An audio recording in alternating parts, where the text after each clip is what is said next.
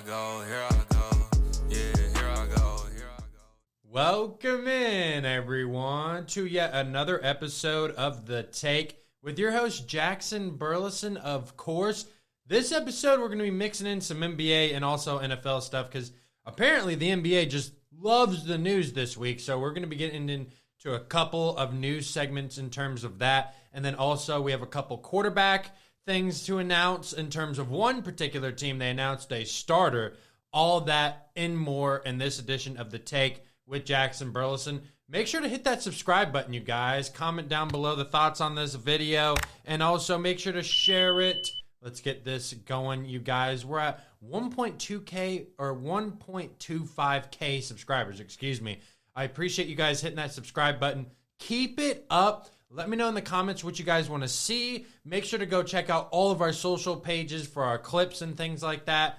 Let's go ahead and get into this podcast. So we're going to start this episode off with Kawhi Leonard and this NBA investigation. This investigation has gotten a little nasty. So basically, Leonard, he reportedly had an undisclosed sponsorship agreement with Daktronics, the company that designed the massive Halo board inside the LA Clippers Intuit Dome. Yeah. According to former ESPN contributor Pablo Torre, he's been all over this story, by the way. He's been doing a great job. So shout out to Pablo Torre. Loved watching you on PTI, by the way.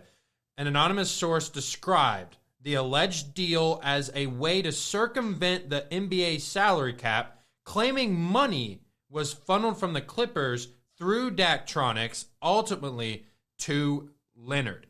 This is providing a lot of questions surrounding this. So Daktronics spokesperson told Hunterbrook Media that Leonard does not currently have an active contract with the company. The spokesperson also referenced the ongoing NBA investigation into Leonard's previous sponsorship agreement with Aspiration. That investigation dates back to September after reports surfaced concerning a $28 million endorsement deal between Leonard and Aspiration. This one I do remember happening as well. It was a little bit early. I think it was like right before at least the regular season. It was a little like a month before the regular season started. So there was already chatter about under the table deals going on between Kawhi Leonard and some other organizations that the Clippers were involved with, I guess. So the Clippers, they've repeatedly denied funneling money through Aspiration to basically compensate Leonard. Clippers owner Steve Ballmer, he has also said that while he has invested millions into Aspiration, he was ultimately defrauded by the company. So the investigation remains ongoing. Reported Daktronics agreement could add another layer to an already complicated situation surrounding Leonard and the Clippers. So basically, what's happening here is there's two companies that are in business with the Clippers or the Clippers owner. They're giving allegedly they had sponsorship deals with Leonard, and then an anonymous source told Pablo Torre that was to circumvent the salary cap, which is against the rules. You cannot be circumventing the salary cap. And in my opinion, when it comes to this trade with Kawhi Leonard going back to the Raptors and then the Clippers getting some players back and things like that, my opinion, I think they should just veto this trade. I know people have talked about, taking draft picks away from the Clippers and things like that, but I don't think you should put all of that on another organization. Like, yes, does it mean the NBA investigation's over? No, but if this investigation, even if they do a thorough investigation and they still don't like what they're seeing, the NBA can make any call they want here. They can say, hey, we don't want this trade to go down. In 2011, Chris Paul wasn't allowed to go to the Lakers because the NBA owned the Charlotte Hornets or the New Orleans Hornets franchise at the time. You can have any reason to veto a trade. There is plenty of reason to veto a trade here. There is. You can say, hey, listen, you guys circumvented the salary cap. Keep Leonard on your roster. You're not allowed to trade him until his contract is expired, which I'm pretty sure he'll be a free agent after this season. So then he can go and sign with another team. I feel like in my opinion, it feels like people are still trying to like actually prove that this stuff happened. So it kind of feels like this is all alleged until proven otherwise. But allegedly, what we've been seeing looks pretty darn serious, in my opinion. I mean, you've got two companies that are funneling in money. Apparently, somebody's saying, oh, yeah, that was to help Leonard get more money under the table. That cannot be happening. And it's a big rule that you have to enforce, in my opinion. Something has to happen. I wouldn't go as far as like, oh, you got to ban Ballmer from the Clippers or he has to sell the team. I don't think they would go as far as that. Maybe, but I mean, who knows? Who really knows? I mean, they take this stuff seriously. I mean, they do, and they should. I mean, it's integrity. I mean, it literally, if you're going to do something like that, you're just breaking the rules straight up. Like, you're just breaking the policies for the NBA and the league. Like, you have to follow the salary cap. Yes, you can go over it and you can pay all these taxes and you can pay all this other penalties, but if you're going other ways to pay somebody that's not on the books, you probably shouldn't be doing it. But I don't know when it comes to Kawhi's side if he even knew that that's what their intention was. He probably just thought it was a normal endorsement deal, I would assume, but I also could be wrong on that. Who knows? I mean, who knows? The only thing I know is if this investigation's not done by the time September rolls around next month, we could be looking at something weird here because maybe Kawhi Leonard stays on the Clippers and they can't trade him. Because he's been in the facility. He went up to Toronto to congratulate Kyle Lowry on signing his one-day contract with the Raptors, and then now he can't get traded because of this. This is interesting. There's a reason here I feel like the Clippers wanted to trade Leonard. Not just because, oh, we want to get him out of here, we want to get some value for him, but something fishy was going on behind the scenes. Maybe that's why they wanted to trade him. Not exactly sure. We'll keep tabs on that, and we'll have more updates as we go on, I'm sure, through the next month or so. Now, we got some NBA schedule news that came out. So, LeBron's new team, the 76ers, they're going to be opening up the season at Madison Square Garden against the New York Knicks. That's going to be iconic to see LeBron James open the season against the defending NBA champions at the Garden. Love it. I love it. Listen, some people were saying, oh, a missed opportunity here to open the season with 76ers Celtics. Yes, but you do have to have the Knicks play opening night because they are the NBA champs. And what a better team to start this defending champion season campaign against the Philadelphia 76ers. Everybody wants to see LeBron James. And the funny thing about the 76ers schedule here is that, so after that, they'll play the Cavaliers, which is actually their season opener in Philly. That's interesting as well. That'll be fun. Cleveland, they were really chasing LeBron this summer. They were trying to get him, but they weren't able to land him. But on Christmas Day, LeBron James will be returning to LA to play the Lakers on Christmas Day. That's going to be a fun return. Will they boo this guy? I don't think so. I don't expect no boos from LeBron James in LA. No. But this is the first father-son duo in Christmas Day history for the NBA. Look, listen, I think it's honestly super duper cool that LeBron James, he waited until his son got his guaranteed money and then he decided, all right, you guys can move on without me. Like, that's fine.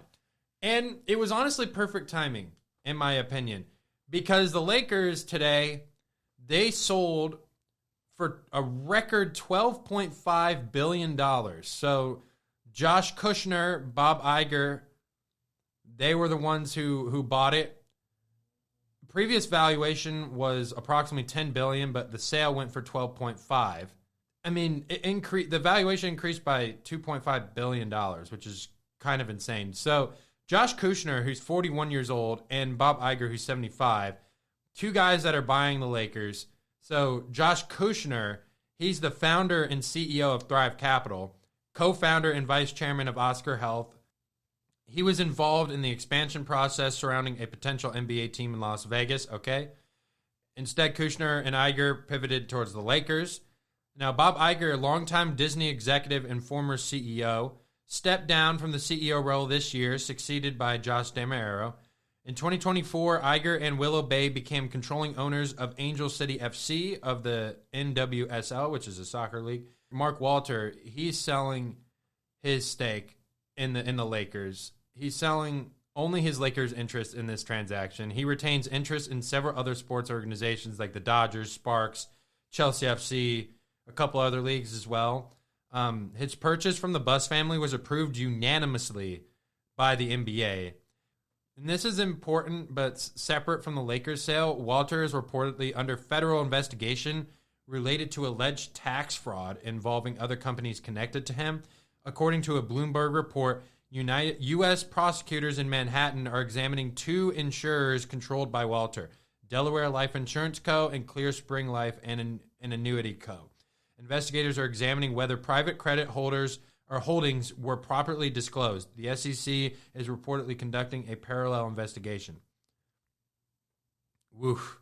Maybe there's a reason I get. That makes sense. I was kind of sitting there talking about it. It's like, well, he just became a basic majority guy last October, the start of the season, and he's already selling. Maybe those investigations are kind of hey, maybe you should ditch this one and not have at least that organization suffer for other things. That's interesting. Didn't know all that. Then we got an injury update with the Chicago Bears. I mean, honestly, they're hitting the injury bug right now. So Kobe Bryant, he hyperextended his left knee, the new safety they got from the Seattle Seahawks this offseason, resulting in a bone bruise and a small fracture. He underwent knee surgery on August 7th, which was 5 days ago as we're recording this. He's expected to miss 4 to 6 months, according to head coach Ben Johnson. Chicago, they did sign a veteran safety, Xavier Woods, on Friday to help fill the void, and then they do have a first-round rookie and Dillon Thieneman, which, again, that he's expected to take a larger role alongside Woods now, but that's a big part of this defense. And then, not to mention that they have already Luther Burden dealing with some injuries. They've got a lot of injuries. I mean, Luther Burden, he's got that groin injury. He's probably going to miss the entire preseason. He's supposed to be ready for the season opener against the Panthers, but you don't like to see that early in camp where guys are getting hurt and guys are not healthy and things like that, especially newer guys that you just got on this defense. The Bears have had problems this camp with injuries, and I'm not going to say that this is a pattern that I think will continue, but when it comes to injuries, it's super hard to get rid of them once they start, in my opinion. And I don't know why it's like that. I mean, the 49ers, a team that's a perfect example of this, it feels like once they get one injury, it's like, all right, they're getting 2, they're getting 3, they're getting 4. Like, they're getting a bunch of different injuries. It's just been like that. I mean, last year, the Bears were healthier-ish, but they were still missing Roma Dunze for a good part of the year. At least he's healthy, but now you got another receiver who's expected to have a bigger role this year that's already hurt. You still have the rest of the preseason to rest, which is a long time. I mean, it's about a month, literally a month, I think. So he's got time to get back and rest. But yeah, Bryant, he signed a 3-year, $40 million deal. Yeah. I mean, in the safety group, and the previous safety group was part of a defense that finished number 1 in the NFL with 33 takeaways. That would have helped the Bears tremendously, but hopefully they get him back in the end of the season when he can actually help and he can come back and contribute. Now let's go ahead and get into the next segment, which is announcing the Vikings starting quarterback in Minnesota. Who's going to start? J.J. McCarthy, Kyler Murray, Kevin O'Connell, the head coach of the Vikings. He said yesterday that Kyler Murray is going to be QB1. Let's hear from Kyler Murray, who just transitioned from Arizona, his first year in Minnesota, about what his feeling is like about getting QB1. Feels good. Obviously, any competitor, you play this game, you want a chance to lead the guys on Sunday, and have opportunity to go win. And whatever that calls for me to do on Sundays, Mondays, Thursdays, whatever it is, I take this this job with great pride. There's been a lot of great quarterback play here in the past, and I just hope to continue to carry that tradition on. Listen, you've had Kirk Cousins, Sam Darnold, J.J. McCarthy, and Kyler Murray as your last 4 Week 1 starters. Listen, I think if J.J. McCarthy was good enough and he was ready, I think he would have won this job. The fact that he didn't win this job, I think, is a little bit concerning because now you kind of look at him and be like, okay, well, are you really that good? Because you just lost the job to a guy who really just learned the offense. I mean, J.J. McCarthy has been in this system for 2 years. This is his 3rd training camp. I mean, he didn't play in the first year because he had a knee injury, but this is his 3rd training camp. I mean, this dude's far from a rookie. Like, you want to see some maturity from this dude. And honestly, like, I am surprised that JJ at least isn't making this competition go a little bit longer because they already decided it before the first preseason game. You didn't even get to a preseason game. Like, you didn't even get past one preseason game to where you still have a competition. Competition, when it comes to competition, and especially for this quarterback competition specifically, J.J. McCarthy is ahead in a lot of areas. He knows the playbook better. Number one, that's literally the most important thing. And then he's got more continuity with some of the receivers. He's more familiar with the personnel on offense. He's also more familiar with Kevin O'Connell. There are a lot more things that he's familiar with than Kyler Murray. And Kyler Murray came in and won this job. People were saying that it wasn't really even a real competition. And listen, Kyler Murray, I think if you want to be real about this, I think he gives the Vikings the best chance to be competitive. He is not a bad player. I just think he's been in a bad system in Arizona that wasn't catered for him. I think in this system, he can be better. And he's got better weapons. He's got players around him. He's got Hawkinson, Addison, Justin Jefferson. He's got Aaron Jones. Like, they have some pieces on this Vikings offense for Kyler Murray to have some fun. I mean, if Kyler Murray can tap into a little bit of what he was doing in 2019, where he won NFL Offensive Player of the Year, this dude's going to be a freaking stud in Minnesota. I think we've seen it time and time again where good, like decent quarterbacks have come into Minnesota with an unsure future, and then they leave it with a sure future. That's what we've seen many times, even with backups who didn't play with Daniel Jones. Like, he's now on the Colts. He was having a great season until he got hurt. But listen, I think with Kyler Murray, I do think it's very encouraging that he had more of an understanding of Minnesota's offense and was more comfortable taking snaps under center and operating, and he was more consistent. That shows a lot about what J.J. McCarthy is not going to be, because he was a 10th overall pick, a guy you traded up to get. And yes, did he have some flashes last year? Absolutely. But if Kyler Murray is bad enough, J.J. McCarthy will get another shot. Obviously, you don't want it to get to that point if you're the Vikings. But in my opinion, I don't think J.J. McCarthy is a franchise quarterback. If you're a franchise quarterback, especially in year 3, technically year 2 of you playing, you should be able to win this job. You should. There's no reason. There's no reason you shouldn't win this job. I'm a little bit shocked. I'm not actually that shocked, because I had a feeling that Kyler was probably the better quarterback out of the two, but I thought JJ would at least give it more competition. Like, I thought the competition would last longer, but it didn't last that long. It was like a couple weeks in the training camp. That was it. And then next, we've got Quinnen Williams, my Dallas Cowboy defensive tackle star. He got locked up 3 years, $105.9 million extension, keeping him under contract through 2030.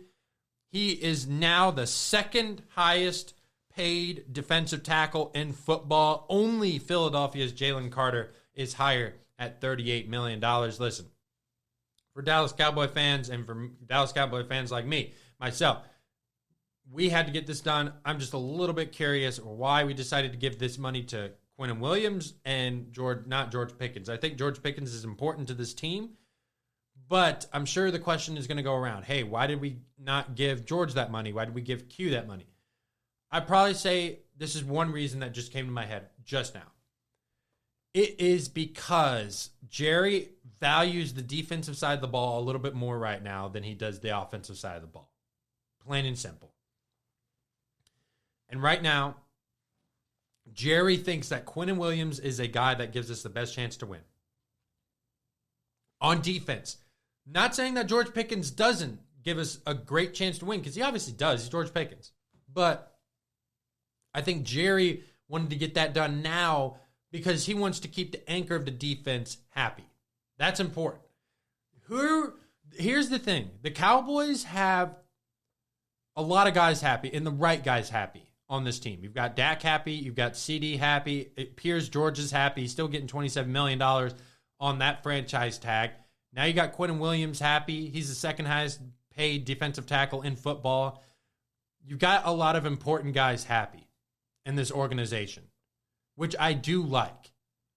This is weird for Dallas because it's not normal for us to have a non-confrontational offseason where we're just signing guys. This has been great. I mean, it really has. It's been awesome to see this team evolve throughout training camp. And then they still look good, but they say they're not done. They're still working on it.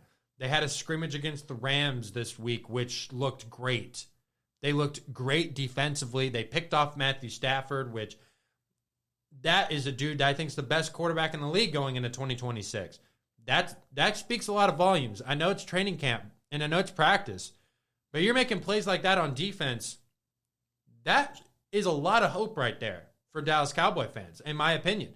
And then the offense has looked very good, especially in that Rams scrimmage. It looked elite. We already knew that the Cowboys have the best offense in the league, but paired up with a good defense that I think can at least be a top 15 unit in the league. I don't think that's far-fetched to say. This Cowboys team is going to be in positions to win. I'm telling you, we talked about it last podcast and a couple podcasts before that. But it's going to be fun. It's going to be fun. Now, with Quinnen Williams, I mean, I think this dude has just shown everything he's needed to show to be deserving of this payday. I mean, 4 Pro Bowls, was first team All-Pro in 2022. His career tackles, he's got 342 tackles, 41.5 sacks, 60 tackles for loss, 134 QB pressures, 15 pass breakups, 8 forced fumbles, 3 fumble recoveries, 2 interceptions. His best season was in 2022 when he was first team All-Pro. He had a career-high 12 sacks. I'm expecting something like that this year. And when we got him, we really didn't give up that much. We acquired him. We sent a couple draft picks and Mozzie Smith. We got 7 games with Williams last year, and he had 20 tackles, 1.5 sacks, 33 QB pressures. Not, I guess, the best stretch, but I think this year with a little bit more continuity on this defense, I think we're going to get there. Now, Williams' agent, Nicole Lynn of Clutch Sports, Nicole has been getting a lot of stuff done. I'm pretty sure she got the Bijan Robinson deal done as well. She was at Cowboys practice Saturday and met with the members of the front office, and then 2 days later, the deal was done. This defensive leadership now, you've got Quinnen Williams happy. You've got Kenny Clark, okay? You've got Rashawn Gary. This is a fun team. And then the final segment of this show for today. I know a shorter show for today, you guys. We don't have a lot going on right now. Let's get into this week's Play of the Week. So, Haynes King, he was balling out in his in his NFL debut. He had 21 of 34 passing, 180 yards, 2 touchdowns, 39 yards rushing, and he had the game-winning touchdown with his legs. So let's go ahead and hear of this Play of the Week. Cardinals, Panthers. This was literally at the final buzzer for the win at the Hall of Fame game in Canton. Off box, quarterback draw would have a chance. Game on the line. King, he's going to step up. Pumps, runs, goal line. Is he in? Yes! Carolina wins! Haynes King, king of the night.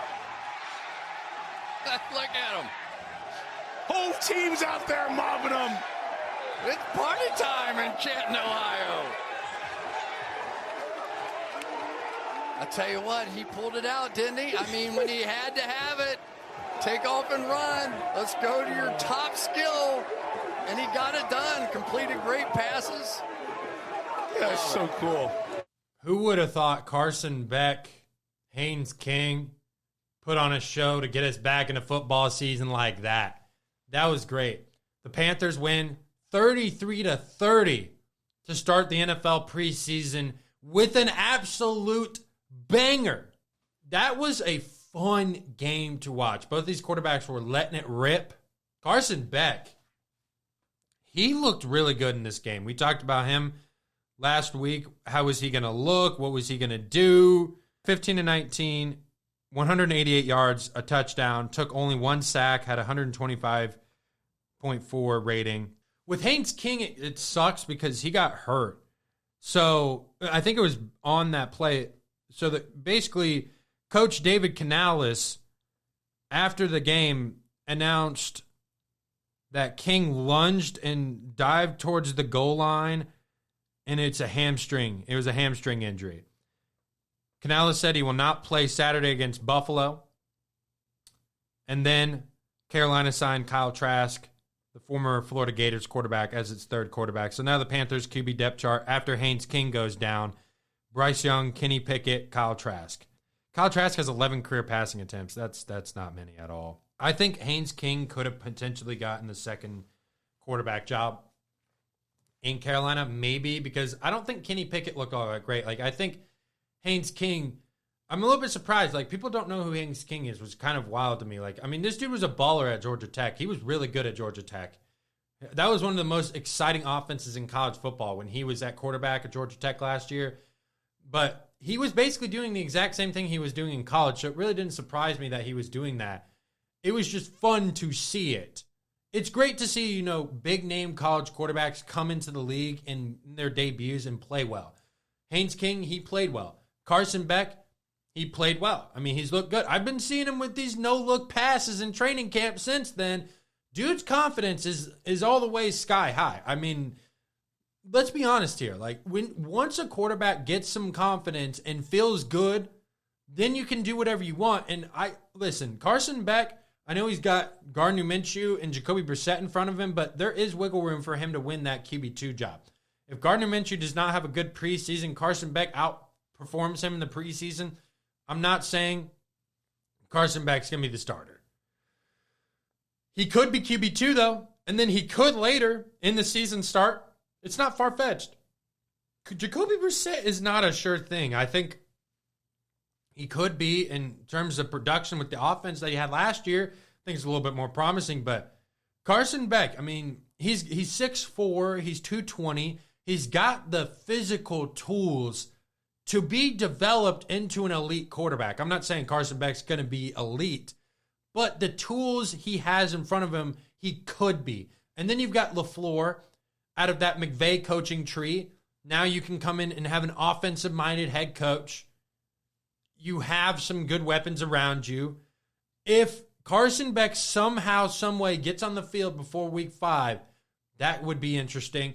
And if he's that good, and if he's turning heads like that, that would also be an eye-opener. Hey, maybe we should give this kid a chance. He does have a lot of experience. I mean, when in terms of experienced college quarterbacks, Haynes King and Carson Beck have some of the most experience combined at any college quarterbacks would to play together. Carson Beck played 2 full seasons at Georgia, but then was 3 years on the bench before he even got a chance to really play. Haynes King, he was basically a Georgia Tech dude, developed his entire time in college there, which you never see, by the way. You never see a guy just stay there for 4 years. Those are college quarterbacks I like to see do well. It's fun. I like the young guys and the top picks obviously doing well, which I'm excited to see some preseason football tomorrow.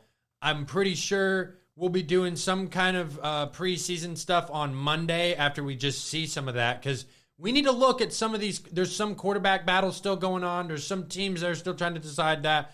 We're going to see some new rookies in action. I'm excited for the NFL preseason to get into full swing. Thursday, we have so many games to watch. If you guys want to stay tuned for some TikTok lives during the day. Make sure to go tune in for that. We're going to be checking out. Also, we're going to be doing some more just like trying to go to games, get to the scene, and show it off on shorts. So make sure to go check that out as well. If you guys missed the Bucks training camp video and content that I did, make sure to go check that out as well. If you missed the last podcast with Gabriel Vasquez, make sure to go check that out. It's all on my channel. It's all there for you guys. I appreciate the support, everybody. I'm Jackson Burlison. Of course, you guys have been listening to another episode of The Take. Make sure to subscribe, hit the notification bell, comment your thoughts on this video below. What do you want to see in next week's episode and things like that? I'm Jackson Burlison. Thank you guys for tuning in to today's episode of the pod, and we'll see you guys in the next one. Peace. Talk to me, baby. Talk to me nice. I'm from another world, baby, yeah. Broadway paradise.